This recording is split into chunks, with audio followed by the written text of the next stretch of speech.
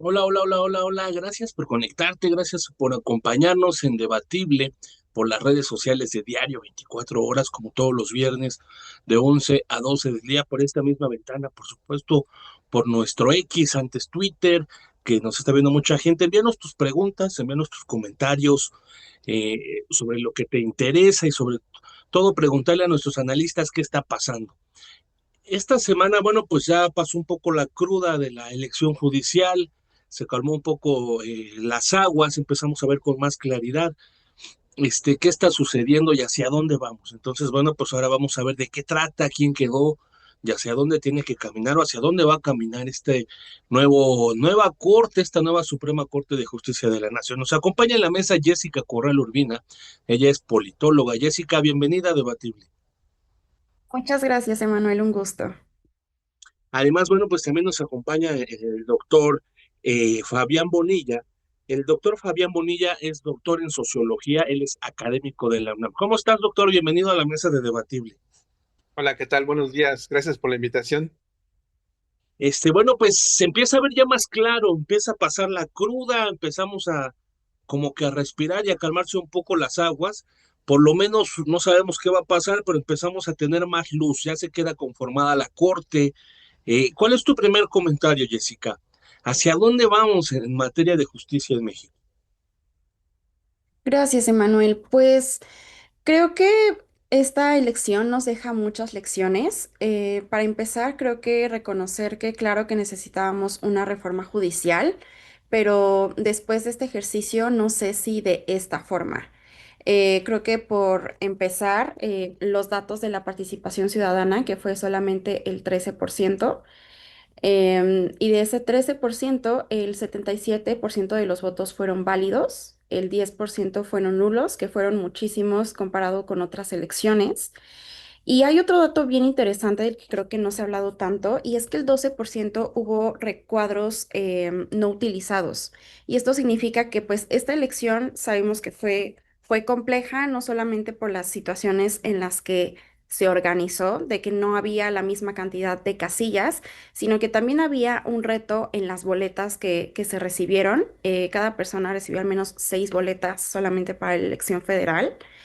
Y de estos, este 12% de recuadros no utilizados nos deja ver, uno, que la mayoría de la gente fue a votar con un acordeón, lo cual no es malo, siempre y cuando pensando en quién promovió ese acordeón y si la gente solo fue a votar por las dos personas por las que les recomendaron votar y no se ocuparon los demás recuadros. Entonces creo que esta cifra nos deja ver, uno, que faltó muchísima pedagogía política para entender la importancia de esta elección. Dos, que realmente el oficialismo fue la única maquinaria que estuvo detrás de esta elección, que estuvo tocando puertas, que estuvo haciendo campaña en redes sociales, mientras que la oposición y sociedad civil se quedaron muy cortas, llamando a no votar. A mí sí me parece que ese fue un error, uno, porque vemos esta disparidad en la cantidad de votos y las personas que salieron a votar, y también lo vamos a ver en las consecuencias de la nueva integración del Poder Judicial. Entonces creo que empezaría con esa primera lección.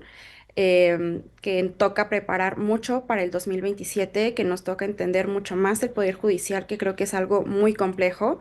Igual la poca información con la que se pudo votar, al ser unas campañas pues de origen, uno, muy cortas y dos, muy complejas de explicar, y más cuando hablamos del Poder Judicial, que es un lenguaje muy lejano.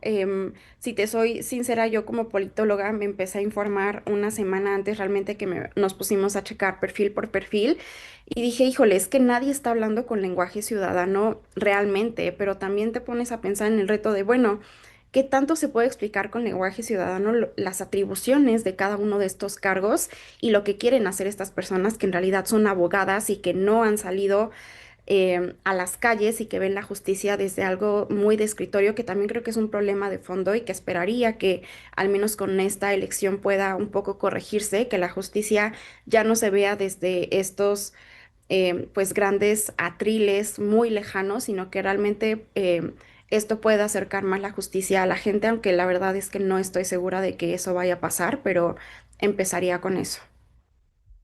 Imagínate, 13% del padrón electoral. lo que significa solo 13 personas de cada 100. Pero de ahí habríamos que sacar, por ejemplo, de ese 13%, pues cuántos fueron votos nulos, cuántos fueron votos anulados o que estuvieron mal. O sea, realmente, pues yo creo que la votación fue mucho menor, ¿no? Calculándole, no sé, bueno, eso ya no me toca a mí, pero pues mucho menos del 13%, un 8, un 7, para saber qué va a suceder. Doctor Fabián Bonilla, bienvenido a la mesa de debatible. A ver, aparentemente, bueno, gana Hugo Ortiz Aguilar, este abogado de origen mixteco, quien va a presidir la Suprema Corte de Justicia de la Nación. Le está llamando el Benito Juárez virtual en esta idea de un oaxaqueño, un mixteco, el primer indígena. ¿Cómo ves pues ya lo que llegamos, doctor? Nos madrugaron, es una buena idea, era el plan B de la 4T. Pues bien, gracias por la invitación. Bueno, primero sería interesante ubicar, ¿no? Como bien comenta Jessica, al final digamos, un proceso inédito y eso implicaría dos dimensiones por lo menos. Por un lado, obviamente, una, un, un objetivo, una meta en términos de quien impulsó este proceso. Y por otro lado, la necesidad y la urgencia de darle una legitimidad al proceso. Entonces, creo que en ese sentido se colocan las narrativas tan polarizantes, ¿no? Por un lado, el oficialismo que celebra el proceso y la votación, y por otro lado, la oposición que cuestiona abiertamente tanto el proceso como el día de la jornada electoral, así como su resultado. Y en ese sentido, pues las narrativas, digamos, del oficialismo van dirigidas a darle, digamos, esa legitimidad que requiere.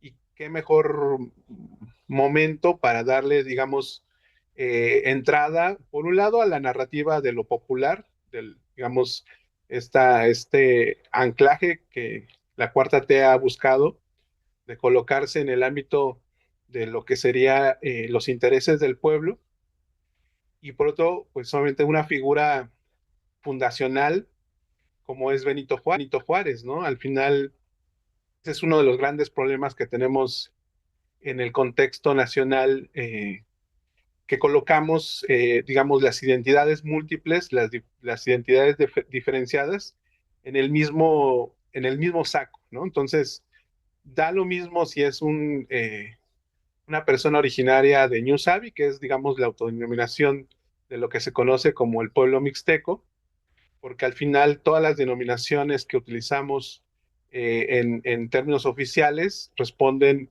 a instancias que son ajenas a los propios pueblos. De entrada hay un desconocimiento sobre las identidades de los pueblos, y por otro lado también hay una cuestión de, pues si digamos Juárez representaba a la figura de un indígena, en este caso zapoteco, pues puede cualquier otra representación de lo llamado indígena, pues colocarse en la misma tesitura. Entonces, de alguna manera es como estos usos y abusos de la memoria, y obviamente lo fundacional tiene en este caso una implicación funcional, ¿no? Le sirve a la cuarta T, le sirve a su estrategia discursiva, y lo están utilizando a más no poder. Lo están utilizando. Entonces, ¿crees tú que este cambio sí fue para darle legitimidad al proceso, ¿no? De cierta forma veníamos, iba todo encaminado, aterrizado a que fuera Lenia Batres, la presidenta de la Corte. Y bueno, pues en esta suspicacia de que el control de la 4T de repente sale este abogado que, bueno, pues yo no había visto, a lo mejor no estaba bien informado, pero de repente remonta y gana el camino, ¿no? Es una apuesta para darle legitimidad, pero tú estás dudando un poco quizá de su proyecto Mixteco, ¿es así? Porque, digamos, al final no hay derecho indígena. Obviamente es un derecho que tiene una perspectiva, digamos, intercultural a lo mucho, ¿no? Pero la interculturalidad en este país es como muy, muy, digamos, es de muy baja calidad, ¿no? Obviamente, todos los términos a los cuales no sé, se han referido, por ejemplo, la prensa al abogado Hugo Aguilar Ortiz, candidato indígena, abogado mixteco, abogado indígena, primer presidente después de Benito Juárez, ¿no? O sea, todos son términos que no reconocen precisamente su propia identidad, ¿no? De entrada hay ese desconocimiento. Por otro lado, obviamente, para que una figura como la del abogado Hugo Aguilar Ortiz tenga, digamos, esa posibilidad de contender para digamos, un nivel tan alto en la toma de decisiones digamos, en los procesos jurídicos, legales en este país, obviamente tiene que apostar por una trayectoria en instituciones que son ajenas a los pueblos originarios, ¿no? De alguna manera es una forma de mutar, de transformarse y de dejar de ser o dejar de parte de su identidad para colocarse en esa identidad que se le reconoce, en este caso como un jurista, como un abogado, ¿no? Y que obviamente eso implica también, ¿no? Una ruptura con sus elementos identitarios, pero su vez es, digamos, la posibilidad que se tiene, ¿no? Al final, personajes como el propio Juárez, Porfirio Díaz, tienen que dejar la parte, digamos, de sus raíces identitarias para colocarse en el ámbito en el cual es reconocido, ¿no?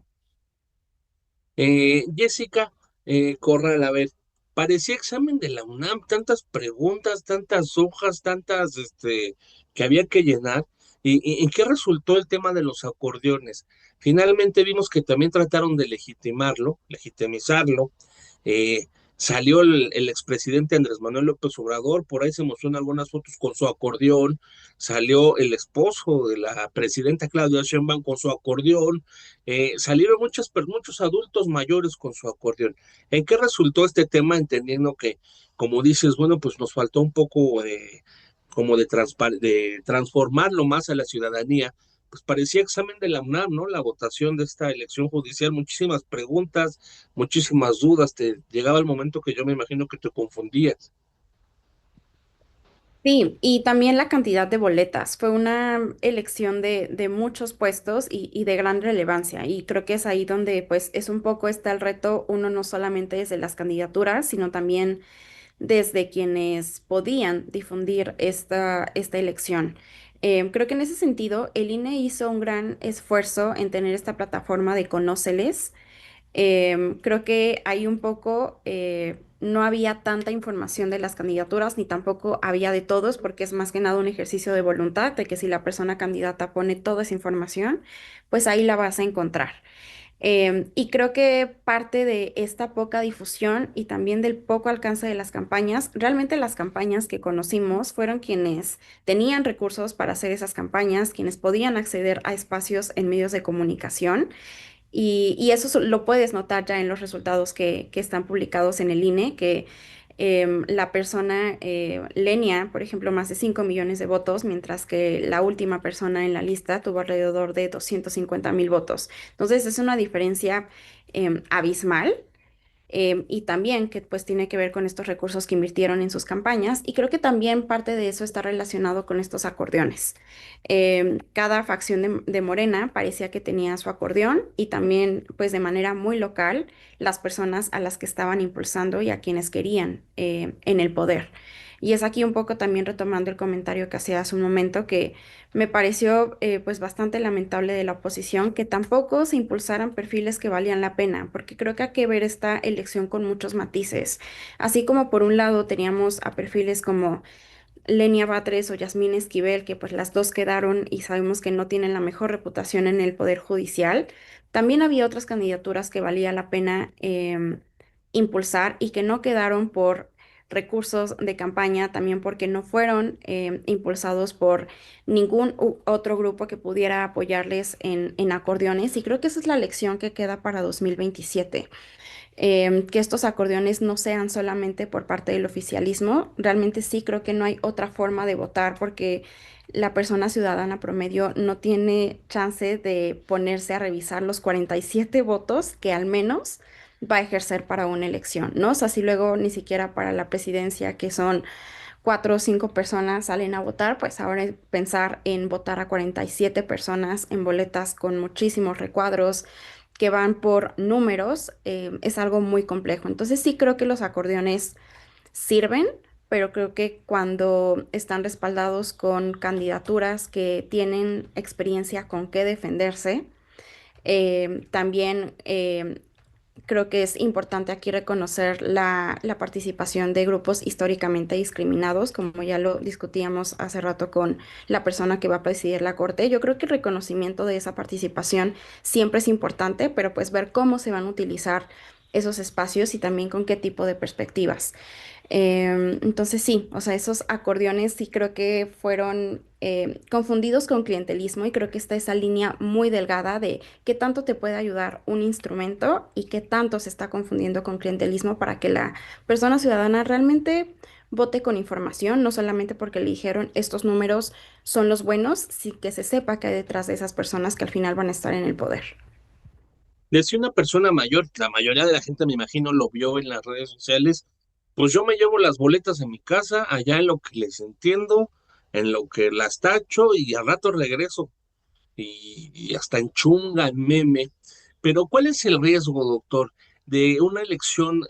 La crítica que se ha hecho en muchos lados es que una elección con tan pocos recursos económicos, esto puede afectar en que digan, bueno, pues si así salió, vamos a seguirlo haciendo hacia adelante como pocos recursos, puede afectar a la democracia, puede afectar pues, a la incipiente intento de democracia que tenemos, doctor.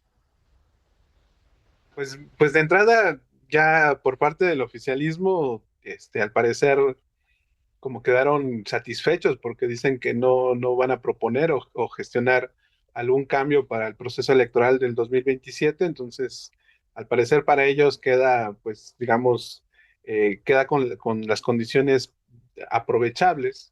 El tema ahí es precisamente, creo que implica varias cosas. Por un lado, digamos, quien podría recibir el cuestionamiento en cierta medida podría ser el propio INE.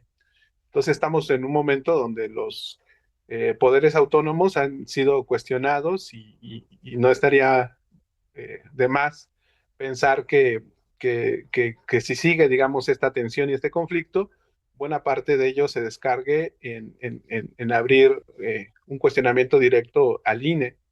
Y por otro lado, pues también implica que creo que de alguna manera se está responsabilizando a los ciudadanos y a las ciudadanas de una responsabilidad que tendrían que tener precisamente otros actores públicos, ¿no? En este caso, precisamente nos falta mucha cultura política, nos falta de alguna manera implementar otro tipo de mecanismos de consulta, pero creo que como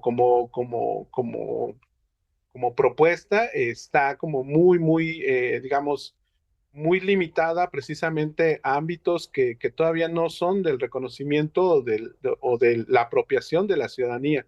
Y creo que eso pues es también como una suerte de trampa, ¿no? Creo que es como una participación ciudadana, pero que está acotada a los códigos, a la jerga, a los términos que tiene todavía el poder. De alguna manera, si de algo tiene precisamente, de lo cual tiene como capacidades de autoridad la dimensión del poder judicial es precisamente en utilizar una jerga jurídica ajena a la de las ciudadanas y los ciudadanos. Y entonces, de alguna manera, tendríamos que facilitar muchas las cosas para poder tener un lenguaje mucho más accesible, tener de alguna manera elementos para poder comprender de qué va el Poder Judicial y todo lo que implica en términos institucionales y de, digamos, todo lo que soporta ese poder. Entonces creo que nos están dejando descobijados en ese sentido a la ciudadanía en general y obviamente pues esto está siendo utilizado obviamente para legitimar un poder. ¿Cuál sería el reto, cuál sería el desafío, Jessica, hacia adelante? Vemos que viene la elección intermedia, más adelante viene la elección presidencial. ¿Cuál sería el reto para, pues no sé si pueda ser perfectible este tipo de elecciones, o hacia dónde tendríamos que ir? Yo creo que es importante analizar los resultados de esta elección. Igual el Observatorio Electoral Judicial hizo un gran esfuerzo en recoger opiniones de las personas que fueron a votar en distintos estados y 66% vieron alguna vez a partidos, funcionarios públicos y también sindicatos haciendo campaña en favor de algún candidato. El 37% dijo que el factor más importante para decidir su voto fue la experiencia, que es bastante bajo si nos ponemos a pensar en que la experiencia era un gran factor para esta elección. Y el 39% dijo que fue fácil o muy fácil votar, mientras que el 32% dijo que fue muy difícil. Entonces ahí tenemos igual como un dato interesante porque 39 dijo fácil y 32 muy difícil y el 40% ni siquiera supo quién postuló a la persona por quien votó, ¿no? Entonces, creo que leer estas cifras y salir a preguntar a la ciudadanía es importante. Uno, porque al final somos quienes votamos, pero creo que lo más fácil, si lo queremos ver así, es salir a votar. En realidad creo que lo que viene más complicado es ver los resultados de esta elección, ver qué sistema judicial vamos a tener a partir de esto y también ver qué tanta injerencia va a tener el oficialismo con estas elecciones, porque al final ganaron personas que ellos mismos promovieron. Entonces, ver qué tan a favor va a estar la justicia del lado de las personas, que creo que es una gran deuda histórica en este país, ver si realmente la justicia va a ser más cercana, porque esta elección se hizo con esa premisa, ¿no? O sea, de que el pueblo decidiera quién iba a estar en el poder y ver si realmente eso se va a reflejar en la justicia de ahora en adelante, no solamente a nivel federal, sino también a nivel local, que creo que es algo que también no se ve y no se alcanza a entender, pero también ver que esta elección judicial no solamente se decide en los juzgados ni en la Suprema Corte, sino también en los ministerios públicos que siguen abandonados y mientras esos cambios de fondo no se hagan, la verdad es que no creo que la diferencia vaya a ser muy mayor, ni el panorama mucho más alentador, ni una justicia más cercana. Creo por el lado del legislativo y del ejecutivo, yo creo que vamos a seguir con Morena al frente un buen rato. Y me preocupa, uno, que sigamos viendo que a pesar de que los resultados de la elección con el 13% de participación ciudadana se vean como poco, yo creo que no es nada despreciable y también por eso el oficialismo está tan contento.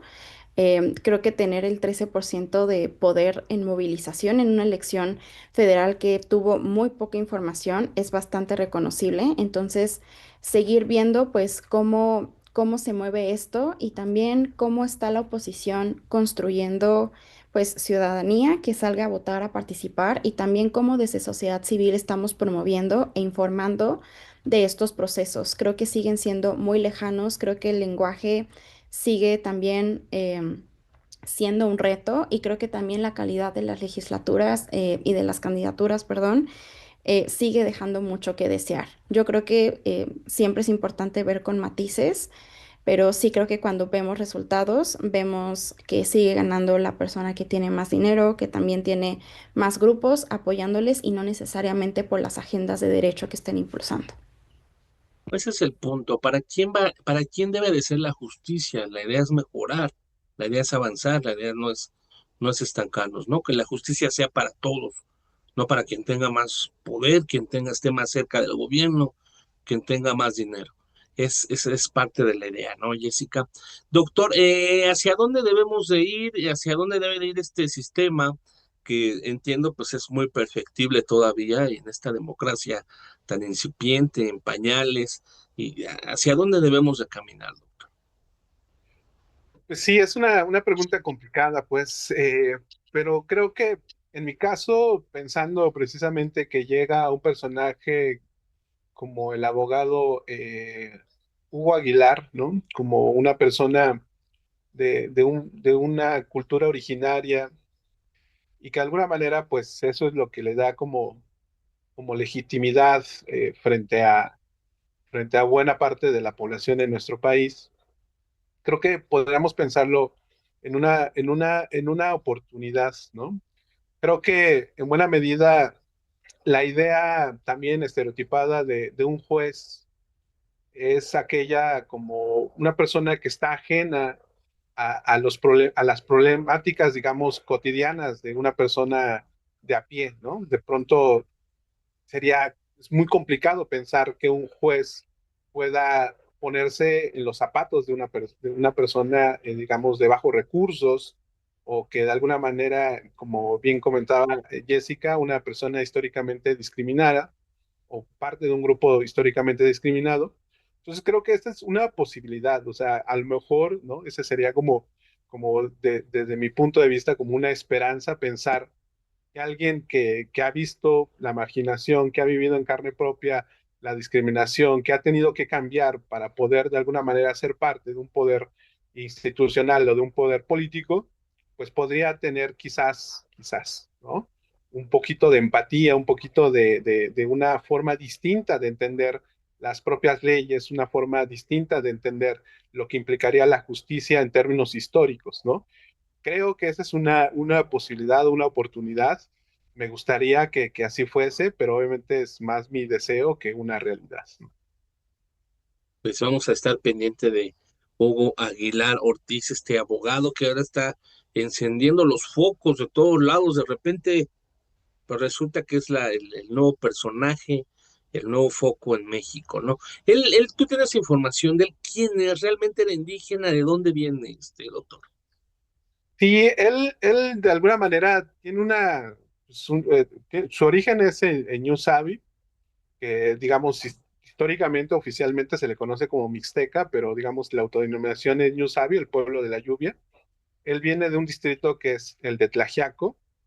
Eh, él de alguna manera, pues desde muy joven, ¿no? Empieza, digamos, con esta formación de abogado. Eso implica, pues, salir de las comunidades, porque al final no hay instituciones educativas en ese contexto, ¿no? Entonces, obviamente, eso implica tener que abandonar su comunidad e irse a otro lugar a formarse en los estudios.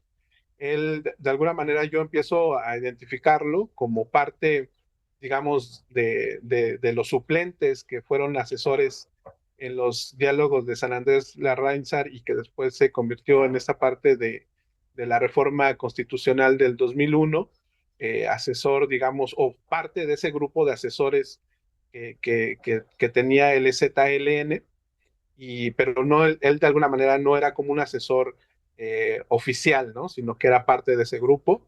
Ya después, en el gobierno de Gabino Cue en Oaxaca, pues forma parte de ese gobierno, digamos, de cambio, aunque obviamente tampoco no hubo tanto cambio, simplemente pensemos lo que sucedió en Nochistlán, y obviamente él forma parte de este grupo también muy cercano a Adelfo Regino, digamos, el responsable del Instituto Nacional de los Pueblos Indígenas, y por tanto forma parte de esa élite de personas de pueblos originarios que de alguna manera pues están teniendo ahora con la llegada del gobierno de la Cuarta T, pues una injerencia, una serie digamos, de ser colocados en responsabilidades públicas muy particulares, ¿no?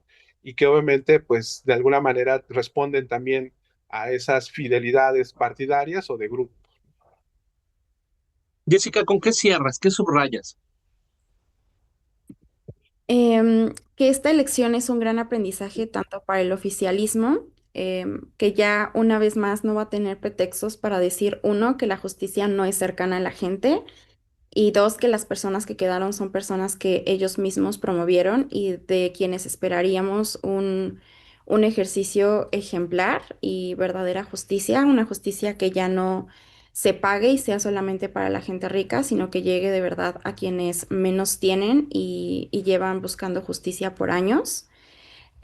Dos, también que volteemos a ver a los ministerios públicos, como ya decía anteriormente, creo que la reforma de fondo está en esos lugares que es donde la gente realmente batalla por empezar esos procesos y por la investigación que merecen los casos de justicia inmediata. Tres, que la oposición tenga una reflexión sobre este proceso, que entendamos que esto no va para atrás, sino que se va a seguir reforzando. Y es importante promover a perfiles que tengan experiencia, que tengan vocación y sobre todo que no tienen recursos para hacer campaña y que esos perfiles al final no llegan. Y creo que también otro aprendizaje y más bien recordatorio es que el INE sigue siendo un órgano autónomo muy importante por más que se le ataque. El esfuerzo para organizar esta elección y el conteo de votos que no estuvo nada claro, creo que fue un esfuerzo titánico que hay que reconocer y hay que seguir defendiendo. Y por último, que la ciudadanía tengamos más medios para informarnos, que la justicia sea más cercana a nosotros y que también llegue esa justicia que tanto buscamos y que sigue siendo una deuda histórica. Muchísimas gracias, Jessica Corral, analista política, al doctor Fabián Bonilla, académico de la UNAM. Gracias por esta mesa, por esta participación. Pues, ¿a dónde va la elección judicial? ¿A dónde vamos con la justicia en México? ¿A dónde vamos con esta nueva Suprema Corte de Justicia de la Nación? Pues eso es un tema que será debatible. Les agradecemos mucho. Muchas gracias, saludos. Gracias, doctor. Gracias.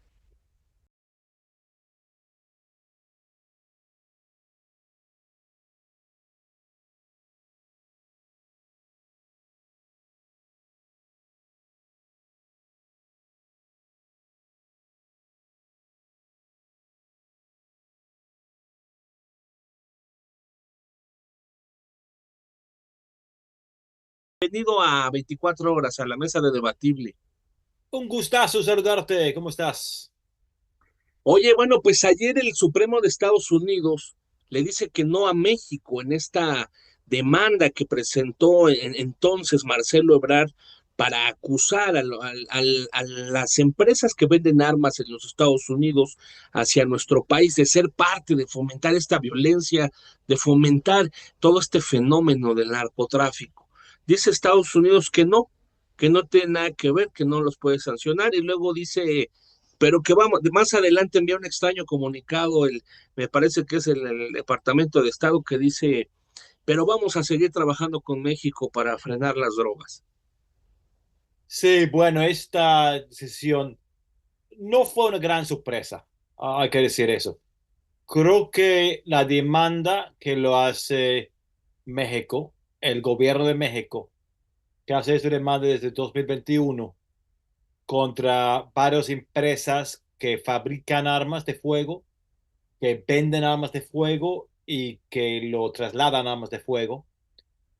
Fue difícil y fue como una gran cosa diferente, sin precedente, ¿no?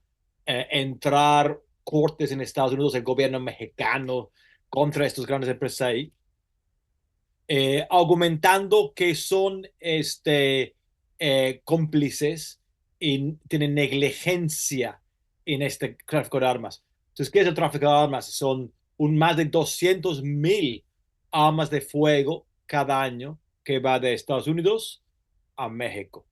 Entonces, como dijeron, como escribieron en esta demanda, esto no es algo natural, no es como una tormenta o un huracán, inundaciones, es algo de humanos que están haciendo que lo pudimos parar.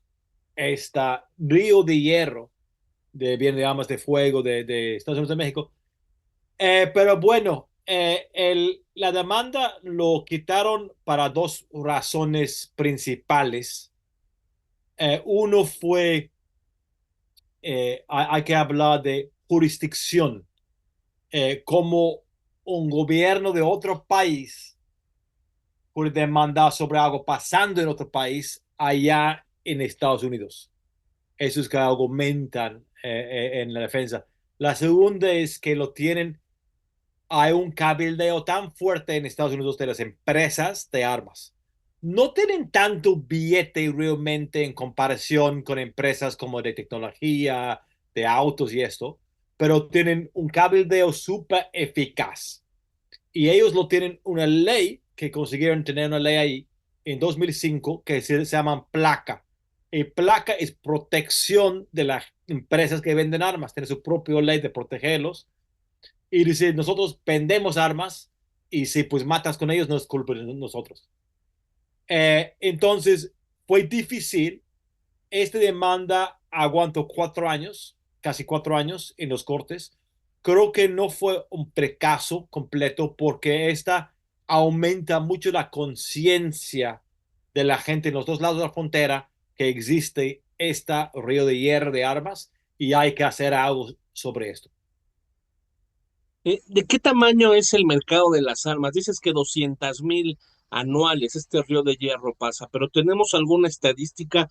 ¿Cuántos les representa en dinero? Y además, pues es la pieza central de la guerra en México, ¿no? Las armas estadounidenses, esta batalla entre los cárteles de la droga, ¿qué tan importante es? Porque, bueno, pues ¿de dónde salen las balas? ¿Dónde salen los rifles? ¿Dónde salen las AK-47?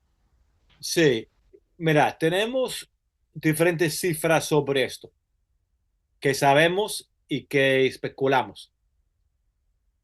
Tenemos armas que lo agarran en las escenas del crimen en México o la agarran de delincuentes y lo rastrean usando el número de serie que tiene cada arma de fuego cuando lo fabrican en la fábrica, tiene el número de serie. A veces lo quitan, lo rayan para quitarlo, pero lo pueden restaurar con técnicas. Entonces, este número lo puede restaurar y, ok, este fue en tal fábrica que lo fabricó y en qué tienda lo vendió y todo eso. Estos armas, entonces, verificados. Sabemos que desde 2006 para 2024 o 2023, últimas cifras, son 227,000 armas de fuego verificados que tienen delincuentes en México que son de Estados Unidos. Entonces, sin cualquier otra cifra, tenemos una gran cantidad, 227,000 armas, es casi 250,000 de armas verificados. Entonces, pues sí es un asunto, lo que sea. Es un caso histórico de tráfico de armas. Pero estos son que lo agarran y lo rastrean. Piensan con diferentes fórmulas. Uno es como ver las tiendas que existen en la frontera y estimar sus ventas. Otra es ver más o menos en qué en los armas que lo encuentran, como qué porcentaje, y piensa que cada año más de 200,000, 220,000, 250,000 armas de fuego se pasan de Estados Unidos a México ilegalmente. Entonces, en 10 años, más de 2 millones. En 20 años, 4 millones. Es una gran cantidad de armas de fuego. En términos de dinero para los delincuentes, hay individuos que están ganando bien en este negocio. Por ejemplo, hago una entrevista que publicó en el libro, que lo publicó, de un traficante de armas que va cada fin de semana comprando AR-15 en principal, comprándolos en $700 y vendiéndolos en México en $2,300. Entonces, él mismo está ganando mucho, tenía para comprar casas y coches y todo eso. Pero en total, si es un billete de ganar, para nada que ver con el tamaño del mercado de las drogas en términos de dinero. Pero con las armas defienden el narcotráfico y tanto daño que lo hace, ¿no? En términos de los muertos. Estás presentando este libro a propósito del tema, bueno, que coincide, fíjate, con la decisión de las armas, sangre, armas y dinero. No sé si lo tengas por ahí, porque no, el Sí, libro, sí, sangre, claro. armas y dinero, que ya está en trillas, muy Aquí está. interesante, por cierto. Me decías ayer, platicábamos previamente sobre este libro, bueno, pero ¿qué tan importantes son para la guerra? ¿Abonan o no abonan? Y qué necesaria es una sanción para pues las personas que ayudan a traficar las armas hacia México? Me imagino que toda una logística, que todo un mercado, la forma, porque pues cómo, a ver, ¿cómo traes 200,000 armas? ¿Cómo entran al país? ¿En carros, en avión? ¿Las mandan disfrazadas de juguete? O como previamente me decías que incluso las disfrazan como para venta deportiva, ¿no? Venta de casa, venta de... Entonces, ellos lo compran desde el mercado legal en Estados Unidos, que es el país con el mercado legal más grande del mundo de las armas. Y lo compran hay cuatro formas de muevan de esta que generan las armas en Estados Unidos. Uno es usando prestanombres. Ellos dicen compradores de paja, prestanombres. Y lo pagan poco realmente. Esa es la manera principal, que lo pagan $50 para comprar una pistola, $100 para comprar un rifle, para comprar un Barat 50, que esos que mandan de balas de ese tamaño, que lo vimos desde los videos en Culiacanazo cuando lo tiran y se la tira la pierna del soldado. Esos son Es unos 500. el Perris, ¿no? Es esta historia de El el Perry, Perris, que es uno de los principales lugartenientes de Iván Archibaldo, entiendo. Es sí, el que está en los videos virales, ¿no? Agarrando una barra 50 que, digo, es durísimo, es cruel que estemos hablando de esto, pero sí, dices el revienta Perry. la pierna de un soldado, ¿no? Y un detalle, cuando hace unos días lo matan los soldados del Perris, Sí, y el dicen, Perris, o sea, murió hace como 8 días, 15 días, ¿no? pero podría ser que lo usaron contra él también un Bar 50, que Uf, los soldados lo usan como él para decir, no sé con intento, porque los soldados están enojados, que a uno de ellos pierde su pierna y le está tirando contra ellos para 50.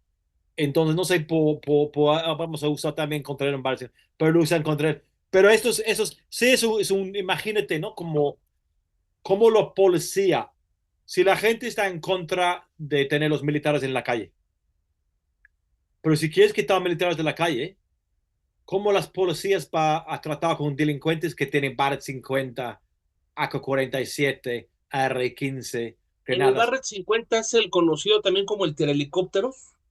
También lo usan. Es una arma de francotiradores que lo puede tirar a unos 2 kilómetros, pero también es antimaterial, lo puede pasar un coche blindado. Cuesta nuevo unos $10,000 o más en Estados Unidos. Lo compran a veces usado, $5,000, pero lo llevan aquí a México y lo venden un $500,000. Entonces es un buen negocio. La locura Medio es millón de que pesos. $500,000. Sí, que son ahorita $25,000, algo así. $500,000 para que están para estos tipos de armas. La locura es que en Estados Unidos están ahí en las tiendas. Entras y, oh, le voy a comprar un par 50 con licencia. Sacan la licencia y lo compran. Imagínate, ¿no? La facilidad. Entonces, creo que la cuestión de eso, que hay muchos problemas, pero una cosa que me llama mucho la atención es que fácil es que estos armas de fuego, todo eso están dando los cárteles sin un buen esfuerzo, un buen intento de reducir esta cosa. Y lo podrían afectarlo, pero les digo, la primera forma es el prestanombres. Segundo, usan un hueco en la ley para comprar sin ningún papeles. Y este hueco en la ley ya es que dice un coleccionista de armas puede vender a un particular sin papeles, sin nada. O Entonces sea lo que no puede, hay sanción. Si alguien compra un arma ya de un estadounidense y lo sí. detienen, no hay sanción. Bueno, primero que me imagínate, lo dejan vender unos, muchas armas sin ningún rastreo. Pues cualquier persona comprando, te compro tal, y es venta particular entre particulares, no es un venta comercial, supuestamente. Entonces, es un hueco. No tiene que ver si puede ser un mafioso, un malandro, lo que sea, lo compra sin papeles. La tercera también lo roban armas, ahí en Estados Unidos lo roban. Incluso hay robos de bases militares, que está también el producto de eso, son unos de los, por ejemplo, lanzacohetes y unas cosas que están saliendo. Y lo otro es un problema también, cada vez más, dicen armas fantasmas, que lo venden en piezas, las armas, y lo arman Como sin municipio. rompecabezas, ¿no? Los traen en pedacitos, me imagino. Ahí ¿qué están haciendo bastante? Sobre todo el cartel de Jalisco. está comprando muchas piezas de armas allá, llevándolos a México y tiene sus pequeños talleres, fábricas, fabricando armas, porque también lo está haciendo en Los Ángeles eso. Pero bueno, ¿qué lo podrían hacer? Tiene herramientas legales ahorita que lo pueden usar. A veces lo hacen, ¿no? Pero uno es un nuevo ley que aprobaron, incluso con esta presión, que dice que si hay una ley federal contra tráfico de armas, que antes no existía, apenas lo aprobaron. La segunda es esta misma cosa que nombran los cárteles como grupos terroristas. Entonces, si alguien está consiguiendo armas para el cártel, está dando material a un grupo terrorista. Y este lo podría poner hasta 20 años de la cárcel o, si hay muertos, hasta la cadena perpetua. Entonces, sí tiene herramientas legales y con pocos lo podría hacer daño, pero a ver si realmente quieren arriesgar contra el cabildeo de armas, porque la misma gente de armas, esos grupos, también están en la misma base de apoyo a Trump, con la gente de MAGA, la gente de Make America Great Again, también están mezclados con esta cuestión de derechos de armas. No están contra el derecho de armas, de intentar reducir el tráfico de armas de los cárteles, pero a ver si lo hacen. Sí, o sea, no se quieran la violencia ellos, pero pues a ver cómo me paras el negocio, ¿no? Tengo que vender armas. En estos momentos que se suman muchos elementos a la mesa, la falta de acero, la falta de los metales, o sea, es toda una industria que no la pueden detener, va a ser muy complejo, ¿no? Pero entiendo que esta sanción de terrorismo a los cárteles, pues sería un camino ya para poder sancionar también, ¿no? Por hacer negocio con él. Completo, completo. Imagínate, ahora, hace unos días, lo agarraron unos dos también estadounidenses de Utah, que lo agarraron para que ellos estaban vendiendo petróleo robado, el huachicol, como dicen en México, de que el cartel de Jalisco roba este petróleo y lo lleva a Texas. Y estaban moviendo un grupo de estadounidenses, una familia, que dice que ganó cientos de millones de dólares haciendo eso. Y tiene una mansión de 9 millones de dólares. Eso. Este grupo, un papá y hijo, sí lo agarran y sí lo pusieron cargo de terrorismo contra ellos. Sí lo pusieron contra ellos. Entonces, en este caso sí lo pusieron. Y cuando lo pongan, el fiscal dice, no importa si tú estás trabajando con los cárteles, lo que sea, lavando su dinero, comprando su petróleo o dando armas a ellos, te vamos para ustedes. Entonces, si hay algo de voluntad entre fiscales ahí, deben usar y presionar al gobierno de México ahorita, el gobierno de Claudia Sheinbaum, puede decir, ok, ustedes, está bien, ya lo nombraste como cárteles, como terroristas, estos cárteles, ya están nombrados, no hay para atrás. Entonces, utilízalo, úsalo esto como contra los armas. Ahora, siempre va a ser a unos de armas, pero ahorita lo tienen sobre, un sobre de armas. Está hundido en armas de fuego México. Está como hay tantos muertos, porque también hay tanto tan fácilmente y difícil para tener policías o soldados incluso peleando contra esto. Entonces, si quieren tener pues paz, yo creo que una cosa tiene que ser reducir las armas de fuego. Frenar las armas. Sí, ya ayudaría a contener ya las 200,000 armas que están entrando, sí Sí, ayudaría a contener la violencia. Yo. sí, completo, completo. Aunque todavía necesitan una estrategia, ¿no? Pero sí, también lo mismo gobierno federal, los agentes de la Secretaría de la Seguridad lo están matando, ¿no? Que se están matando en la Ciudad de México, gente cerca a la jefe de gobierno de Ciudad de México. Entonces, sí, sí, sí, para proteger sí mismo el gobierno de México, pero también incluso de Estados Unidos, que tienen más gente aquí en México, ¿no? Más personas que están llegando para apoyar ahorita como nivel de consejeros o de dan entrenamiento a los mexicanos, pero están. Entonces, para proteger ellos mismos, porque los venden armas a los mismos que lo atacan. Y hay casos, ¿no? Hay agentes de Estados Unidos que lo mataron en México, como Jaime Zapata, que lo matan en 2011 en México, con armas de fuego que son de Estados Unidos, como uno de la patrulla fronteriza que lo matan con armas que lo venden y los cárteles y lo matan, y que lo atacan también en Tres Marías, unos agentes de la CIA en México. Entonces también sí lo usan para atacar a sus propios agentes de ellos. Entonces tienen incentivo para hacer, pero a ver si lo hacen, a ver si realmente con este conflicto de intereses lo pueden resolver algo de ese problema. En esta investigación que haces, Joan, de Armas, Sangre y Dinero, este libro que estás presentando, hay un tema muy interesante que yo te quiero consultar, si es que lo tienes en el radar, la tecnología. ¿Qué está pasando con el caso de los drones? Porque vemos que ahora pues se alcanza a ver por ahí que explotaron un dron o que enviaron. ¿Estos son hechizos? ¿Son de algún lugar en especial? Pues, ¿cómo funciona esto? Y además, pues por el otro lado, ya hablamos del Barrett 50, pero me imagino que hay armas más comunes. ¿Cuáles son las armas más comunes o usuales que están entrando, las que abundan, digamos? El Claro. AK-47, ¿cuál podría ser? Bueno, de los drones también lo compran en Estados Unidos, la mayoría. Son cosas comerciales. Al final, los drones mismos no son armas. Yo fui a Guerrero a ver esto, cómo están usando los cárteles, los drones en combate.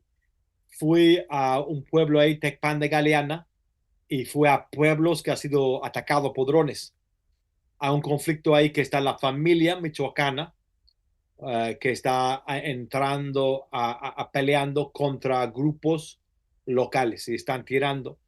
En este caso lo usan los drones que son de grandotes, que cuestan unos $15,000, algo así, son estos grandotes, y que lo tiran, estaban tirando explosivos eh, como hechos en casas, por ejemplo, lo usan eh, cajas de metal como de extinguidores de fuego y lo ponen explosivos en estos y lo tiran y estaba atacando, lo más estaba atacando también casas de grupos criminales, pero también atacando otras personas para correr a gente del pueblo, hacer un terror.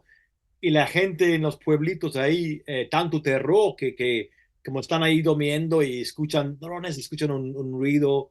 Entonces, aunque no hay tanto como realmente tanto muertos por eso, ahorita hay mucho terror que causa. Pero cada vez los drones es una cosa que está poniendo más avanzado, como están usando en Ucrania, y usas un dron contra un avión o muchos drones, vas contra un avión o un helicóptero, y aunque tienes un avión de millones de dólares, con unos drones lo tumban, porque al final que no, sabes cómo pueden usar. Entonces, es una cosa que cambia mucho la guerra estos, y igual que estamos viendo ahorita, es el principio. Podría ser drones mucho peores, haciendo mucho más daño en poco tiempo. Con lo más comunes armas que preguntaste, que matan la mayoría, los cárteles son el AR-15 y el AK-47. El AR-15 lo fabrican en Estados Unidos, en muchos lugares, lo venden muchísimo ahí, como ellos lo usan ahorita como un símbolo de, como dice que es America's Rifle, AR, ¿no? Que lo venden muchísimo allá. Y aunque lo venden una versión allá que más tira con muevas el gatillo, es cada vez un bala, lo cambian en México y para que la hace, pueda hacer brrr, como así como ametralladora, ¿no? El otro arma que usa mucho, que mata muchísimo es el AK-47, que incluso originalmente el Kalashnikov lo diseña para que los campesinos, para la gente del campo, puedan tener un arma que pueden usar, que aguanta. Y ahorita todavía sigue fabricando en muchos que están en México, lo fabrican en Rumania. En Rumania, y yo fui a la fábrica en Rumania, el fábrica de Kujir, donde lo hacen, fabrican estas armas. Y encontró también la gente que trabajan ahí, que lo diseñan y todo eso. Y ahí lo muevan a Estados Unidos para una empresa que se llama Century Arms, que incluso fue una empresa en la demanda que hizo el gobierno de México, esta empresa Century Arms. Lo vende, lo muevan con el pretexto que son rifles de deporte. Los AK-47. Lo hacen un son rifles de deporte. Es un deporte, ¿no? Junto a las pelotitas verdes, ¿no? Los ponen, me imagino, las Sí, pelotitas de sí, golf. como un juego de gocha, ¿no? Y lo venden ahí como rifle de deporte, AK-47, y lo mueven a México. Y también lo hacen el cambio. Y estos son que realmente, aunque lo tienen mucho más armas y granadas y lanzacohetes, el gran peso de los muertos viene de esos rifles. Uf, fuertísimo. Pues muchísimas gracias, Iván Grillo, este periodista británico que estás afincado en México por estar en la mesa de debatible. Finalmente, Iván, pues no me quiero ir sin preguntarte, entendiendo lo experto que eres, lo apasionado que pues, te tuviste que venir a México para investigar estos temas. eh, ¿Cómo se va a reconfigurar, cómo se está reconformando la historia en México después de todo lo que está sucediendo, después de que se han movido tanto las aguas? ¿Qué estás viendo? ¿Hacia dónde va todo? Después En de, bueno, pues, México, se llevaron mira, al Mayo, se entregaron los chapitos, ok. parece que el Mencho está grave. ¿Hacia dónde se está moviendo todo, Iván? Si vemos de una manera un poco más grande, como llevan sacando un poco creo que es una guerra de 30 años, algo así. Que hemos visto estos guerra de cárteles que vive México, que realmente arrancan con Felipe Calderón en 2006, y yo creo que tenemos, pues ya estamos en 2025, ya van casi 20 años y ponte unos 10 años más. No tengo una como forma científica, pero creo que si lo vemos, varios conflictos que son estas cosas de generacionales, eh, sigue, pues, todavía tenemos años más, un 10 años más de eso, ¿no? Yo creo que sigue siendo al mismo tiempo unos cárteles grandes, los pesados grandes que son Sinaloa y Jalisco, pero muchas fragmentaciones que son también tan difíciles de tratar. Pero al mismo tiempo creo que es tan curioso México, que es como esta guerra de cárteles es como una contradicción, ¿no? Una paradoja, ¿no? Que lo puede tener tanto muertos, tanto violencia, y al mismo tiempo el país sigue siendo, en mi opinión, un gran país. Sigo siguiendo la Ciudad de México, una gran ciudad para vivir. ¿Cómo está que en México, que tanta gente está llegando, que quiere estar en la Ciudad de México, que todavía hay tanto, una forma, un crecimiento que lo ves real, al mismo tiempo de esta guerra? Es una paradoja, pero así es el conflicto. Te mando un abrazo fuerte, Vivian. Te agradecemos mucho que hayas estado en 24 horas, por Un supuesto, en la abrazo, mesa debatible. Un un abrazo fuerte, abrazo. mucho éxito con tu libro Y, Sangre, y está el Armas y libro Dinero. que está en la tienda, o en Amazon, donde quieras.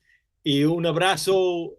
Ya está Cuídate disponible en mucho. todos lados, pues hay que comprarlo, ¿no? Para entender qué está pasando. Un abrazo fuerte, Ian, y un Cuídate abrazo fuerte a mucho. todos nuestros usuarios, a todos nuestros seguidores aquí en 24 horas. La invitación, suscríbete a nuestras redes sociales, a nuestros canales, entra a nuestra página, tenemos toda la información completa de la coyuntura política, económica, lo que está sucediendo en México y el mundo. Nos vemos la próxima semana por esta misma ventana. Chao, chao, chao, chao, buen fin de semana. Abrazo.